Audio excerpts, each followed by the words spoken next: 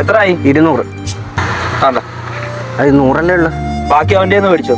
ഞാൻ ഓട്ടം വിളിച്ച വണ്ടിക്കകത്ത് അവനെ കയറ്റി എന്തിനാ നീ? അതെന്റെ വീടിന്റെ അപ്പുറത്തുള്ള ചേട്ടാ. നിങ്ങളെ കാര്യം എന്നെ ബാധിക്കുന്ന കാര്യമല്ല. ഞാൻ ഓട്ടം വിളിച്ച വണ്ടി, ഞാൻ എനിക്ക് വരാൻ വേണ്ടി വിളിച്ച വണ്ടിയാ. അവന്റെ മേടിച്ചോ 100 രൂപ?